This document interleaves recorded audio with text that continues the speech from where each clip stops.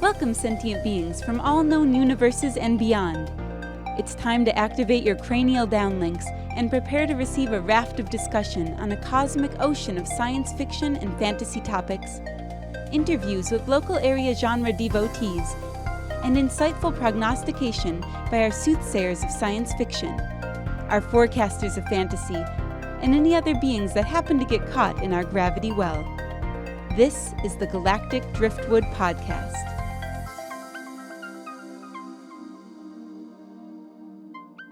Hello, and welcome to this episode of the Galactic Driftwood Podcast. I'm Bill. I'm Linda. I'm Seth. I'm Jenna. Chris. And be sure to check us out on galacticdriftwood.space, where you can find this and all of our previous episodes. We put out new episodes, typically every Wednesday, but weekly for sure. And you can also check out our partner podcasts on synergynation.net. That's SYN, synnation.net. All right. So this week, we're going to be talking about a couple of things. We wanted to briefly touch on the Harry Potter 20th anniversary special, which is now out on HBO Max.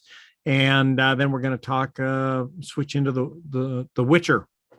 And so let's see, I think Linda and I are the only two that have seen the Harry Potter special, but we watched that yesterday. And it's about 2.5 hours long or so. Wow. But it was very well done, I thought. They had a lot of one-on-one interviews with the cast, and then a lot of course, group interviews where they were reminiscing about the scenes that they had done during the original movies. And it's hard to believe that when these actors started those movies, they were like maybe 9 and 10 years old. And it was kind of fun listening to them talk about it because, of course, they're just young kids and they don't realize that the adult actors that are on the show, many of them are like legends, John Hurt and actors like that. And to them, they're just, fellow people on the show. In fact, I'm drawing a blank on the actor's name that played cute and young. Dumbledore. Richard Harris? Yes. I think so. Yeah, they said, they when they saw him there, when they first ran into him, they thought he was like the janitor or something for the set. And they had no idea who he was, which was pretty hilarious. So there was a lot of funny little stories like that, anecdotes in there. And but it was great seeing them apparently, and I didn't realize this, but the studios where all those sets were made has been turned into a museum. So those sets are still up, and they filmed a lot of this in those sets. And it's the first time that most of those cast members have been back on those sets since they filmed it. And so it was kind of, it was a number of scenes were quite emotional in it for the actors, being back on those sets again and remembering, basically growing up during the course of those, what was it, 7 movies, I think? 8. Yeah. Or 8, yeah. And so there's one scene. I think that's like maybe the Gryffindor common room or something. I don't know, but anyway, the fireplace there and everything. Yeah. That's So, but they were sitting there reminiscing about the show, and you really got a sense that all of the actors that were in it, having grown up together, they all really have a very close bond. And they're each other's family. Yeah, they all feel like a family, and it was very interesting time. They talked about certain episodes when they sort of reached that awkward teen stage, and what the acting was like for them, because they were actually going through that kind of thing in real life. going through the hormones and all of that kind of stuff, and then doing it on screen as well.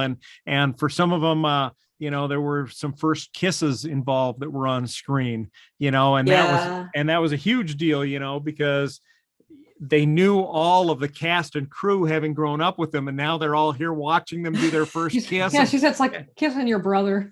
Yeah. Yeah, that's what it felt like to them, because they'd grown up with each other, almost like siblings.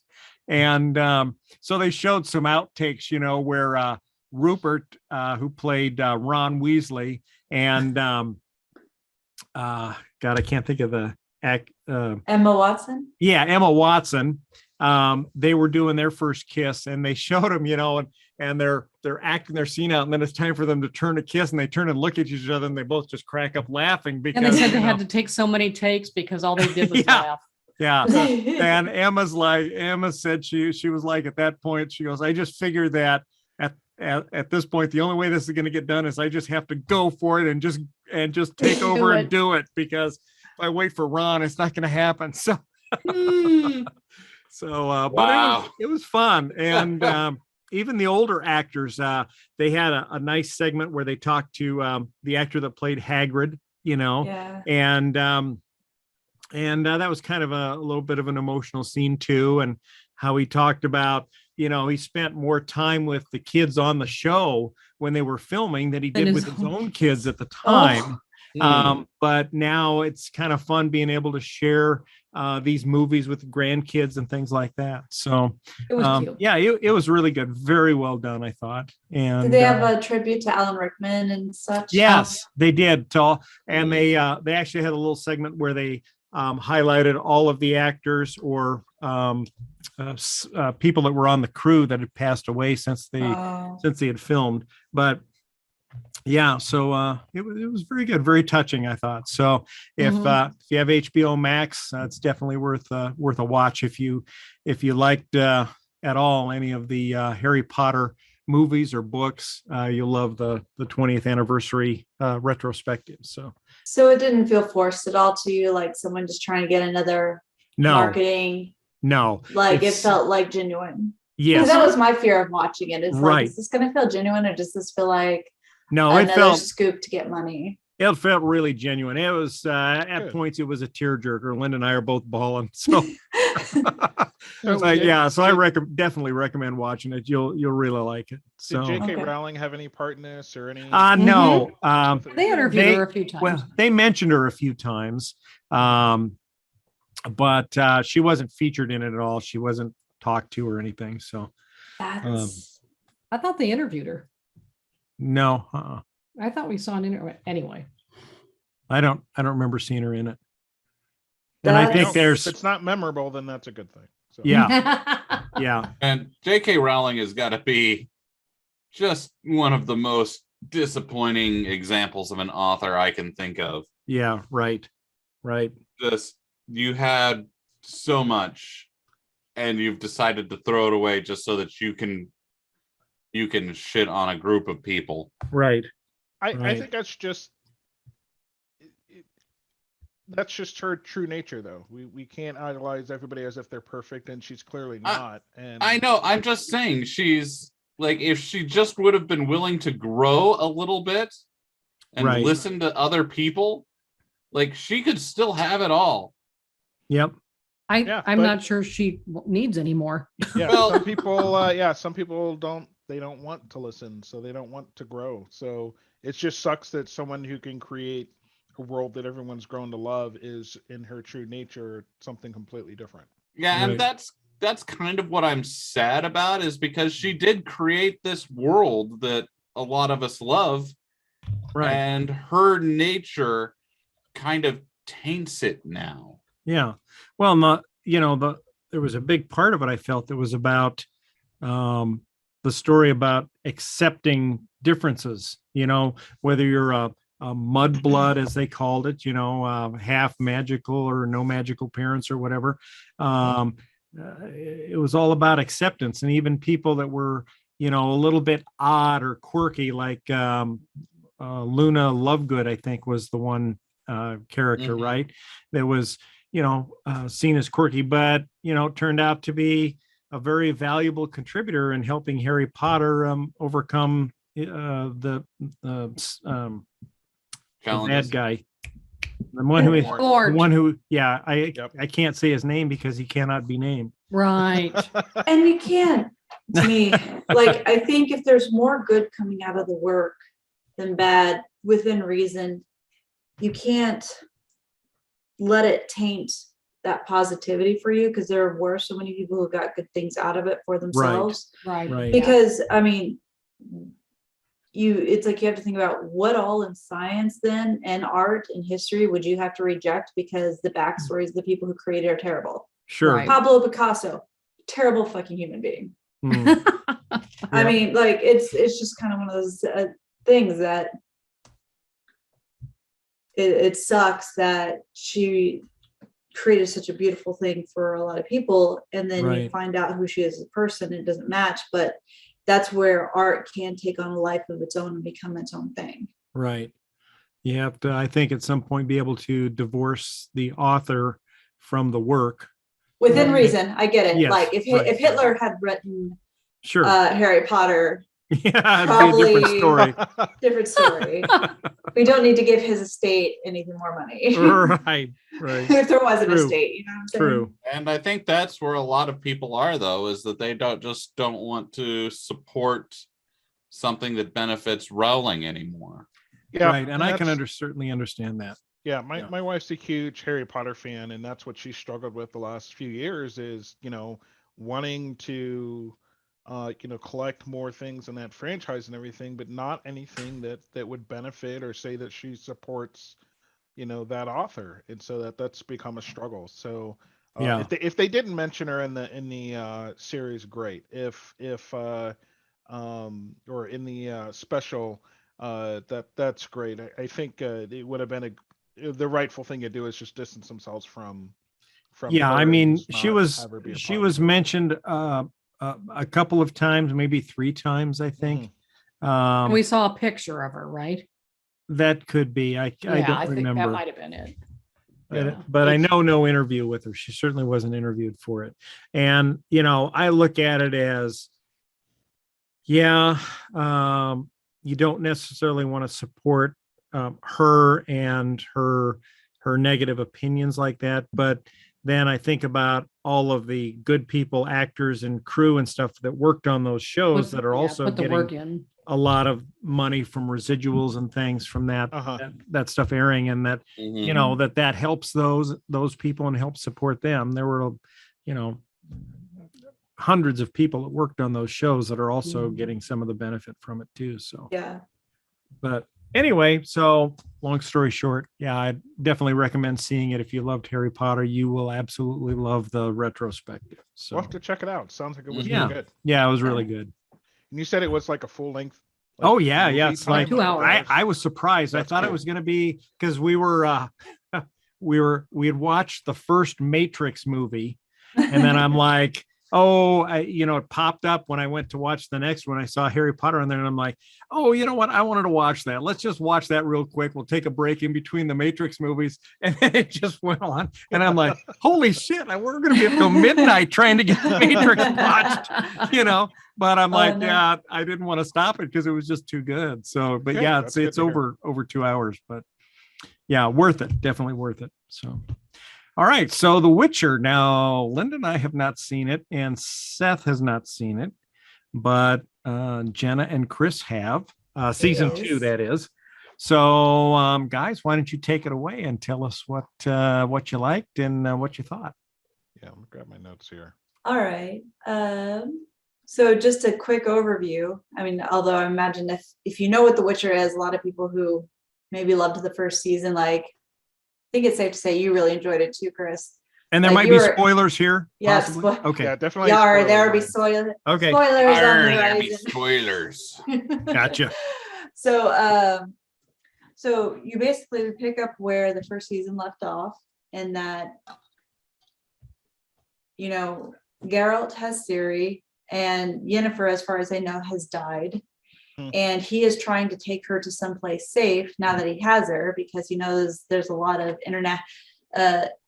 I guess you can't say international, worldly interest among the different powers in this group, whether it be the mages or the kings, or certainly Nilfgaard, our enemy nation, the villain of all of this, who want her for some reason, or will want her once they understand she is powerful. So he takes her to, I'm probably going to say this horribly wrong, Kaer Morhen, basically the home base of the Witchers, where they go to winter and to recharge and, you know, let monsters breed so they can make more coin in the spring and the winter, or spring and summer. And it's not an easy transition. They're trying to get used to each other, and also monsters are attracted to her apparently. So they keep popping up, and Geralt is trying to find answers with her, find answers as to who she is and what she is. And one of the other mages show up to help with that, Triss, because she had shown up in the first season, and Geralt had helped her as well with another situation. So ends up unfortunately finding out she is a child of prophecy that we can get into more here soon, which she could be basically the equivalent of a bomb for everyone in this world. And then at the same time, like, holy crap, what do we do about that? Yennefer, who did survive the Battle of Sodden, where she did all this amazing fire magic, which the series does a good job discussing in the season. Fire magic is illegal among mages.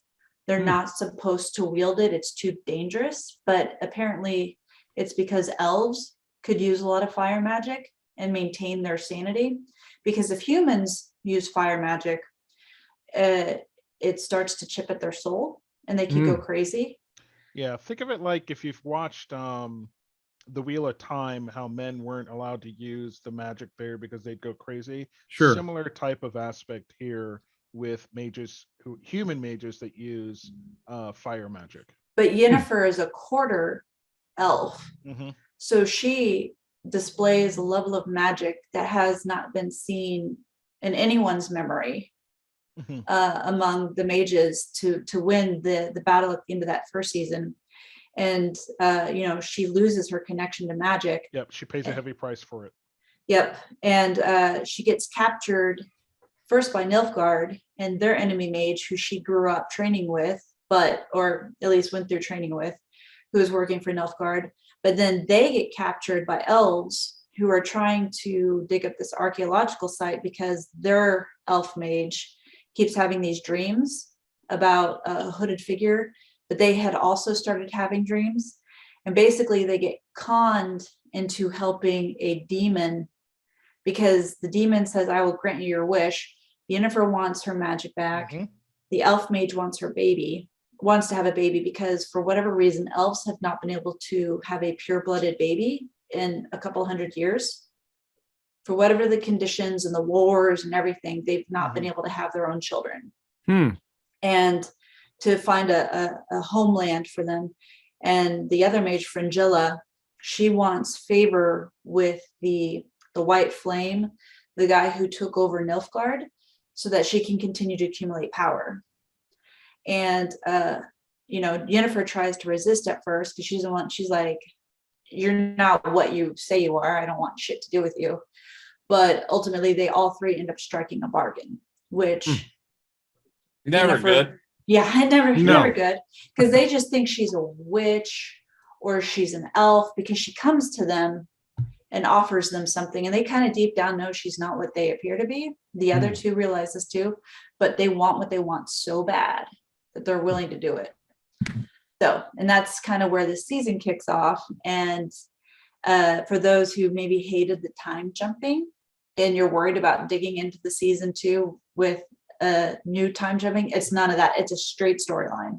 Nice. Okay.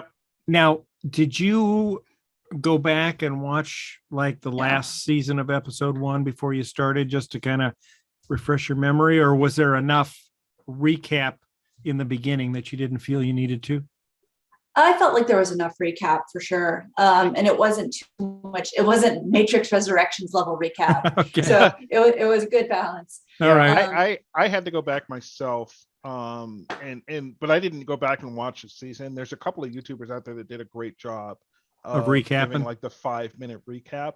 Oh, okay. Because I was trying to remember what all happened when things kind of wrapped up without having to go back through the entire last episode. Right. With the big battle and everything like that. So it's worth a 5 or 10 minute if it's still a little fuzzy with you, which is completely understandable, because let's not forget the first season did a lot of time jumping and it wasn't necessarily popular with a lot of people. Right. By the time you realize it was going on, it was kind of, do you go back and start the series over again now that you've kind of picked up on the cues halfway through the season? Right. So on that note, they do pay tribute to that in some respects. So there's a scene where the bard Jaskier or whatever is trying to sneak his way onto this boat, and one of the guys there says, "Oh, I know you. You're the famous, singer, whatever, but you know what? I don't think that song of yours was probably, your best work." And Jaskier turns around. He couldn't let it go, right? He's already made his way into the ship and he's about to throw it all away because this guy has something negative to say about one of his songs. And the guy continues to criticize him, saying, you had all this time jumping around. It took a long time to figure out, and some of these other things that were just, completely unnecessary. And it was the, the director's cue to, hey, we heard you, right? Yeah. We hear you or whatever. So Right. they did throw in a joke to poke at themselves a little bit in this little tiff between Jaskier and this guy he's trying to convince to let him onto his boat, and it ends up going south. Like they get into this big argument about it, and it doesn't go his way. But yeah, I did think that was pretty interesting. Here's what I would recommend though. I know you, Bill, Linda, do not like animations. I highly recommend watching Nightmare of the Wolf. Because Nightmare of the Wolf. It's an animated Witcher season side thing they did. yeah, which is connected. Yes, absolutely, because it's about Vesemir, who was basically Geralt's or mentor to become a Witcher. Okay. And they talk about the fall of the Witchers, why they can't make them anymore in the first season, and this plays the event for you. Like what happened exactly. And so we should watch this before season 2. Yes, Okay. I would. You don't have to have it, but it really does help kind of bring back things from season 1, and it gives you more of the context and magical laws that exist. Yeah, think of it as the I'll make another reference to the Wheel of Time. Can you tell I like the Wheel of Time? The X-ray portion of that on Amazon, gotcha. where they have all the extra content. Yeah. It's one of those things that's supposed to fill the gaps for that. Okay. It really helps fill in a lot of stuff. And the animation is really well done. The music is great. It definitely, what I think makes The Witcher such a great series is it's so gray. It's not black and white. Like there are very human emotions and reasons that people that are driving these characters, and they're not perfect, and a lot of them are making terrible choices, like just because they think that's what they have to do and that's what's best. So like one of the things you find out about Ciri, the princess, is that, spoiler alert again, she is from a long line of elves, an elf weapon, but she's been raised to believe she's completely human, and her grandmother hated elves, actually tried to create a genocide against elves in her own kingdom.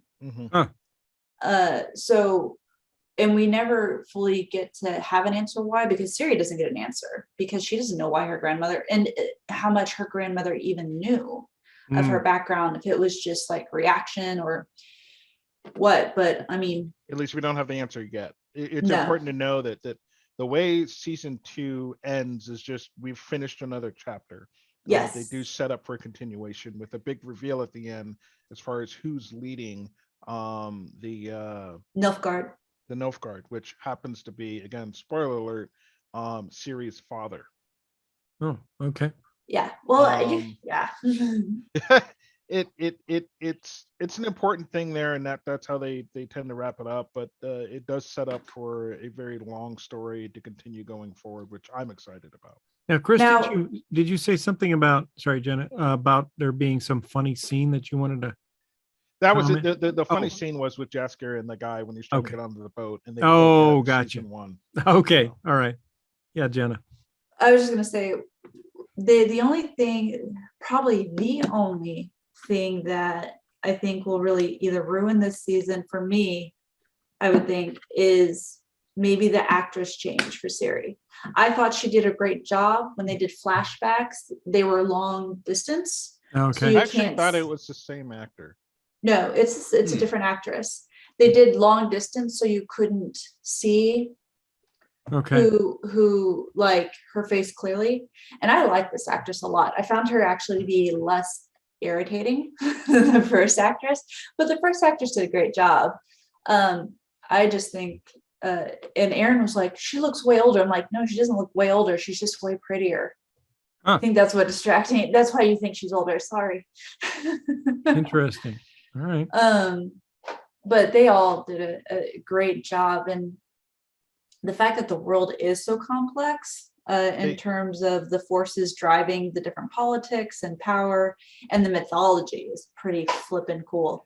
It is the same girl, by the way. No, it is. So the reason behind that is because so much time passed with the pandemic between when they filmed the initial that she grew that much. Because I remember Googling this. I just went to pull it back up again, and Freya Allen is playing the same person. It is the same girl. She just grew that much. No, I lied. Then they really should have done. But yeah, so I had to look this up too. So one thing that will take people off take people off guard is it does look like a different girl, but it is the same one. It's just that much time has passed between the filming of the first and second season. No. Well, that's happened. That's happened to a lot of shows. I mean, we saw that with the Lost in Space season. Will Robinson had grown up so much because of the pandemic delay in coming out with the second season that he almost looked like a different guy. So here's my irritation then. Were they really? But it's only 2 years since they filmed. I mean, growth spurts. She's right at that age. Kids grow fast. Yeah. Yeah. She's right at that age where that transformation happened. So bizarre, right? They could have changed her makeup then. There's no excuse that makeup could not have matched her more. If it is the same actress, no. Yeah, that was me too. I am. Did you look this up? Did you check with IMDb? Yeah, I'm on IMDb. I went through to check. Straight up doesn't trust you, Chris. I just 2019 to 2021. That was the change. And Jenna's questioning your internet skills, your mad skills. There. I just didn't know if he did a quick Google and just looked at an article and someone trying to justify it. I had checked the article. I had to check IMDb. I had to go back and quadruple check. I remember doing this when I first sat down because I paused it to say, wait, who is that? That's not Siri. And it is. And then here's the thing. I thought I was getting jerked around again on time jumps. I was like, wait, whoa. And so I had to go back and look through this. And oh my God, Aaron's gonna lose his shit. Yeah, I did. I did. And here's what they did then that pisses me off. They overemphasized her eyebrows in season 2. Had they left her eyebrows more neutral, you would have recognized them to be the same. Yeah, that's literally the only difference. Yeah, they could have utilized makeup to not have such a drastic change. And I don't know if that was a choice she wanted to not look like her younger self or what, but it does look like she ages 10 years overnight. No. That's not to say like a bad thing or whatever. It's just that she had a massive growth spurt. It just looks like she just looks different. Huh. Interesting. But it is the same girl. Yeah, no, it's totally the eyebrow thing.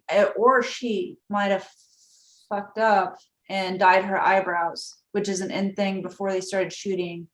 And if you dye your eyebrows, like that's hard to. I mean, I guess you could bleach the hell out of them, but then or you can shave them off and just use fake ones. As many close-ups as there are. So, anyways, yes, that is the same. Okay. Sorry, didn't mean to get caught up on that for so long, but goddamn. But it's one of the things that'll throw you when you watch this season. It's a thing that should have been brought up. I agree. I totally missed it till you mentioned. I was like, wait a second, no, it's a different girl. If she's getting prettier with age, I would agree with Jenna. If there's anything this show can said to be about, it's going off on a tangent for an unacceptable length of time. That is how RPGs work, Seth. And I feel like it is. You're saying we just got side quested, huh? Yes. No, and that's what I love about that.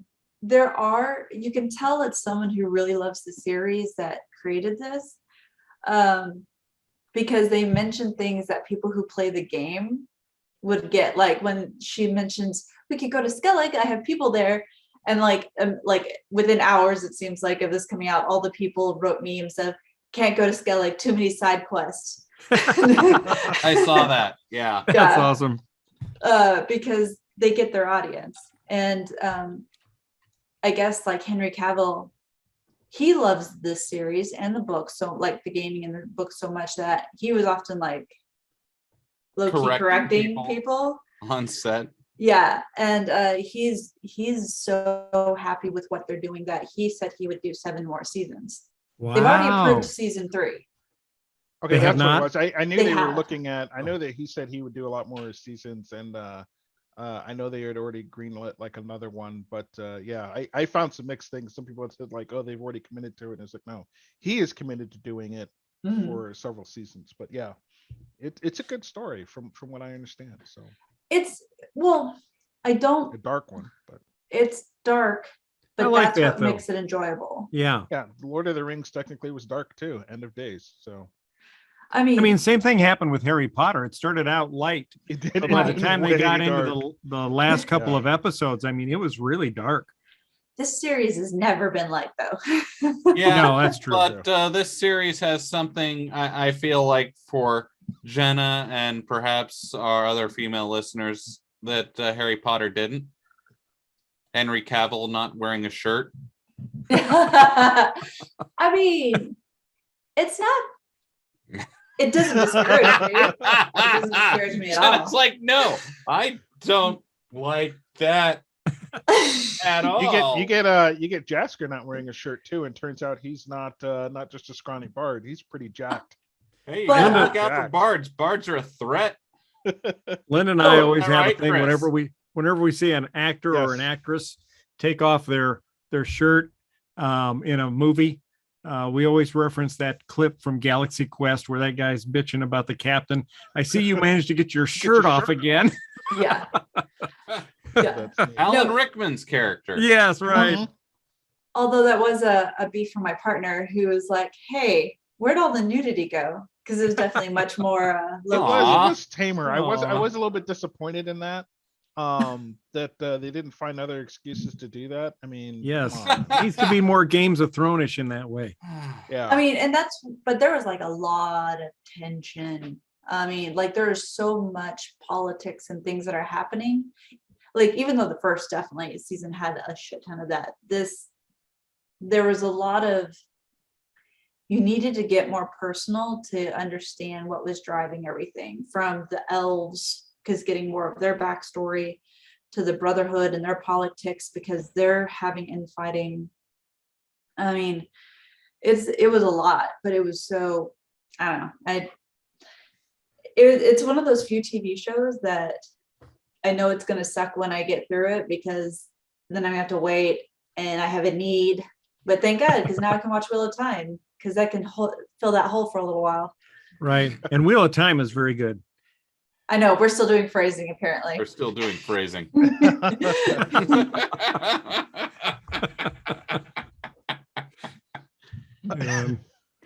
Man, if I still had the quote board, that one would be going up on it. Why? For years we've been saying you need to bring back the quote board, Seth. But so really, like I said, outside of the fact that the actress makeup should have did a better job, like reducing the amount of change in her physicality. Now that I know it's the same actress, I kind of feel like a dumbass. Normally I'm better at this game. I think everything, if anything, it just felt too rushed. I wanted to stay in this world a little bit longer. How many It was episodes quick. are there? 8. 8. Oh, And it goes That's- by quickly. yeah, that's the So- same as the Wheel of Time was 8 episodes, and it just feels too rushed. And I have to think that has got to be less of a creative decision and more of a bean counter decision, because a lot of these shows with just 8 episodes seem so damn rushed.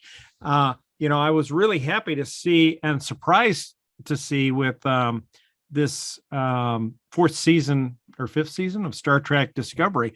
They've got 13 episodes, and I was just like shocked because I'm getting so used now to seeing 10 episode seasons, and even now you're starting to see more of the 8 episode seasons, and I'm like, this is getting ridiculous because they have to rush so much. They're trying to put, with the Wheel of Time especially, so much of the book, I don't know, first maybe 2 books or something into the first season, and cramming that into 8 episodes. I think we mentioned this on our previous Wheel of Time episode, but that I didn't really feel like I had any investment into the characters by the time the death scenes came, in that it was like, yeah, well, whatever kind of a thing. So Yeah. they really need to be doing at least 10 episode seasons. I would like to see 13 episode seasons. I think that would be a decent deal to do. And there's definitely enough material there that they could do this kind of thing. I agree with that, but I also will add that, while they are getting, while they seemingly feel shorter, the quality is still way up there. Oh Mhm. yeah. Yeah, we're which talking- is good. Yeah. Yeah, I mean, how long does it take them to do post-production for a 2.5-hour movie?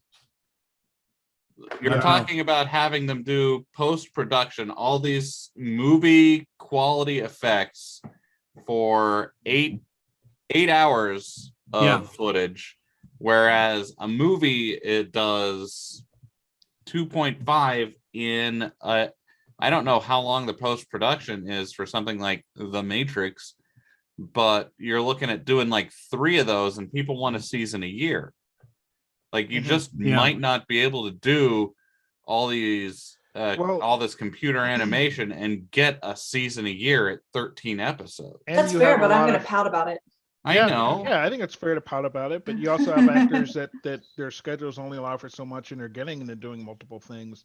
We live in an era where there's maybe less movies that people want to see other than big blockbusters, and way more Yeah. series that are getting produced. Well, So to your point, Chris, I also feel like we didn't see very many like movie stars in TV before the streaming era. that's right. That's Like- exactly what shifted. We had our TV personalities, and we had people who were in movies, and sometimes the people from TV would go to movies, but you wouldn't Mhm. see Robert De Niro going to a TV show. Yeah. Right. And Yeah. that's changed a lot. And that's where I think, love them or hate them, Netflix set a bar there that it really helped, that they can do. You don't need to be on the big screen to make it big anymore. If anything, that's become less of a thing people care for. I can sit at home and watch some of my favorite actors do some awesome things, either in a miniseries or a straight to streaming movie. Well, and You know? I think the advancement of home television technology has been a major player in that, because Yeah. Mhm. in the olden days when you had the tube TVs, right, and the resolution was really low, and they could get away with shoddy special effects and shoddy props, and now you have HD stuff, 4K, 8K. going to 8K, and these massive 65 to 80-inch TVs that people have in their houses. It's like having a movie theater in your own house. And Yeah. so now I think it's blurred the line between the quality of a movie theater and a home entertainment center. It And has on The Witcher specifically. Seth, I think for actors that want to be part of the high quality thing, The Witcher's got some of the, if not the highest production quality that I've seen on the screen in like a very long time, down to every little detail, how crisp everything looks and feels, down to the graphics, down to the tailoring of the clothing, and like everything. It is very, very high quality. And as we were saying, can you crunch out, Seth, to your point, 13 hours worth of, 10 to 13 hours worth of content with all that post-production versus, squeezing in 8, And Yeah. but and upping Chris- that quality. And Chris, I think you said the same thing that Linda and I said with respect to Dune, was that Mhm. we'd watched it at home on our 65-inch TV, right? But Mhm. it was such an expansive vista scenes, big wide screens and giant ships and stuff that were in there and troops and everything, that we thought, okay, we want to go see this in a main theater, in a big theater, so we can see it on the big screen. And I think you had also mentioned that when we went to see it we weren't that impressed. It didn't seem to be that big of a difference from watching it at home. And I know that was Linda's and my impression, and we were there with a couple of other friends too. And they were like, yeah, I was happy with what I saw on the home screen, having seen it in the theater. So yeah, I think that's a new trick up filmography's, sleeve, if you will. They are finding ways to bring that to home, regardless of the screen size. It's the quality and your technique of how you're filming that. Mm-hmm. Also consider for shows like The Wheel of Time and The Witcher, like we get a lot of TV shows kind of rely on having reusable sets. Yeah. But how many sets can you reuse in The Witcher and The Wheel of Time? Right. Because they're traveling in each of these in fantasy settings, so you need a new something completely new town. New. Sure. 2 or 3 times an episode. Yeah, and that's a good point. I mean, with Star Trek Discovery being 13 seasons, a lot of it is reusable sets on the ship, right? You get the bridges, the transporter room, hallways, corridors. Yep. That stuff never changes. So only when you go down to a planet, for example, do you need to have new scenery, because maybe you go to a new ship or something, I suppose, an enemy ship. But so probably a lot less impactful on the budget than maybe a fantasy show where you've got new cities and stuff all the time. So, and also it's all outside. Yeah. So you've got to deal with daylight 8 hours a day, unless you're doing something like what they did with the Mandalorian, where they have the volume. Yeah. Well, and that's just it too. They filmed a lot of this in the UK, where daylight is not as quite possibly as available. But rain. So much rain. Well, it was snow in theory. I don't know if that was fake snow or real snow, but it looks believably cold, because it doesn't even look like maybe it's that cold. But like I noticed when one mage was walking into a store and he's breathing out before he walks in, like, you can see cold air coming out of his breath. Yeah. Yep. And there was a lot of that. So it does look believably cold, whether they did that or not on purpose. So, all right, Jenna, what was your favorite scene? Your favorite moment out of it? That's hard. While you think about, I was just thinking about it. Like, what was the most memorable for me? For me was when the other Witchers take Ciri to do some serious training at their training ground. So there's a scene in there where Geralt is getting Ciri trained on just being able to kind of defend herself. And Ciri is struggling with this concept of whether or not she wants to go down that path and become, maybe a Witcher herself is kind of one of the themes that comes up in here, or a struggle that a personal struggle she has to deal with. And Geralt also has to struggle with that.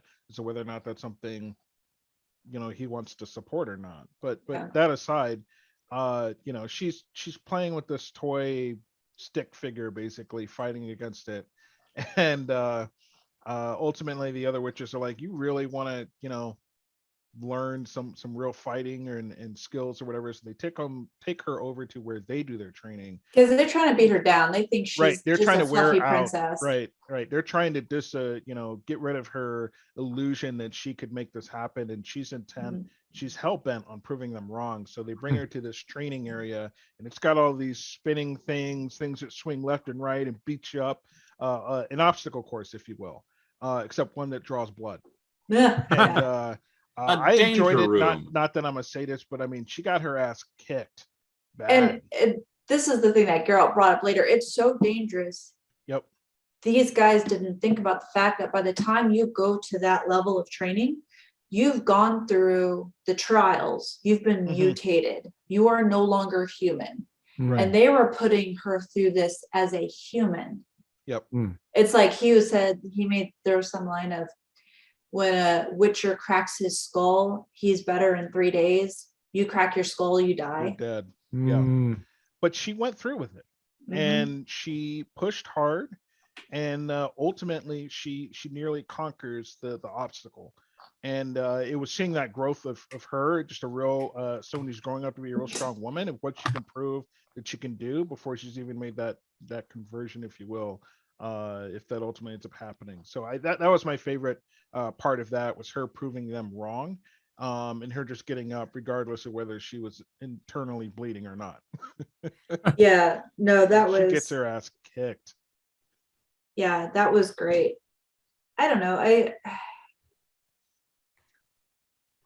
There was a lot of really great scenes, like both action and storyline wise. So Jenna, So- you're not bringing up the topless scene with Geralt? Nah. There, I like the deeper shit than that. Most of the time. Most of the time. So Be true to yourself, Jenna. but I did like this continuing theme of examine your motivations, because that's what she kept saying. I want to defend myself or get retribution on the Black Knight. And he's like, no, it's not about that. You're trying to kill yourself in this other ways because you don't know what else to do with yourself. Because once you get through all that, you get your revenge, you think you get the thing you think you want, what's left? You have to find other reasons to exist.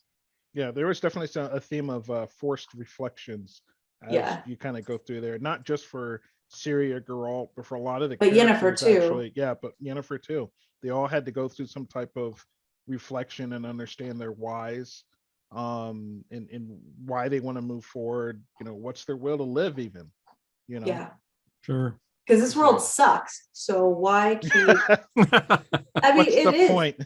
Yeah, there's a lot of just straight up pain and suffering in this world. And I don't know, like, it kind of goes back to that. It's not some magical everything, the hero's going to always win. Like, no, there is so much collateral damage. And in essence, you do feel really sorry for the Witchers at the end. And you feel, God, how guilty as Ciri would you feel for causing so much chaos? Like, literally thousands of people had died because of her, one way or another. When you look that's at true. Yeah, her body count from season 1, like, it's okay. So that was a funny scene.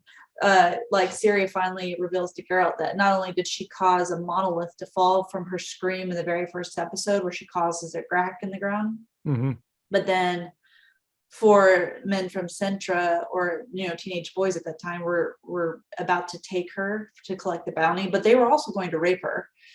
And she screamed, and he's like, well, how many did you kill? And she said 4. And it's like, you got a lot of catching up to do. Yeah. Yep. But maybe they just, if bad things happen when Ciri screams, can they just teach her to be quiet? Well, that's what's funny. By the end of the series, she does start getting more like Geralt, but she just doesn't quite respond as much. And people start making comments like father, like daughter. Yeah, maybe in season 3 she starts doing her own grunts. Yeah. Nice. That'd be pretty interesting. Yeah. Well, do we have a final question that we want to pose to our listeners to answer? Ooh. Maybe there will be a if they third could- season. That's good. maybe if they could be any character in the Witcher world. How about mage or witcher? Which would you be? Mage or Witcher? All right. Sounds like a good question. Personally, I would choose mage, and the reason being is that mages in this time are flourishing and witchers are not. So there is a thing that there's not to get too off topic from the question at hand, but there is a story that they reveal to you that the witchers are dying off. There's not very many of them left, Right. and they explain why that is. Jenna, you hinted to that before. There's specific blood that's needed to make the concoction to create wizards and everything, and that's all, or mages, or witchers, sorry. And all of that's kind of explained in this too, that the witches are a dying breed. So I don't think I want to be in that camp, because there's not very many left. No. As cool as they are, the mages are a much larger population, even if they can't all agree with each other. Which is why I still say, like, see Nightmare of the Wolf. I mean, I know it's a cartoon, but it's only 90 minutes. Okay. And it definitely helps you understand why everything is so critical for the Witchers. Like, gives you that much. You don't have to. Don't want to give the audience the wrong impression. You don't have to, but it does help. All right. Well, we'll No, definitely you check do it out. have to. If you want to keep listening to this show, you have It's to watch required. The Nightmare of the Wolf, or else you can't listen to us anymore. That's our new rule. Jenna made that rule. Nice. It All right. happens. Well, sounds good. Well, thank you all. It's been a good discussion. We're looking forward, Lynn and I, to starting The Witcher tonight. So Yeah, give yourself time to watch at least a couple of episodes. You can't just watch one episode at a time. no. Yeah. No, we're going to start at 5:00. We got Audie and Zach coming over to help us watch it. So they're big Nice. Witcher fans as well. So Good times. we'll start out with that Nightmare of the Wolf. That'll be good. Yes. So, all right. Well, thank you all for listening, and we will catch you all again next time. Again, Wednesday, we release our new shows typically. And check us out on galacticdriftwood.space. And don't forget our partner podcasters. Yeah, I said it right that time. On synnation.net, synnation.net. So that's Leave it. us a comment below what you thought of The Witcher season 2, and maybe what you're looking forward to in Witcher season 3. Like and subscribe. Do it. Do it now. Do it now. All right. See y'all later. Take care. Bye-bye. Bye. Peace. Bye. Thanks for listening to this episode of the Galactic Driftwood Podcast. For more information and past episodes, please visit our website at galacticdriftwood.space or subscribe to us on YouTube. And now, please deactivate your cranial downlinks, collect your towels, and be sure to watch your step as you exit our gravity well.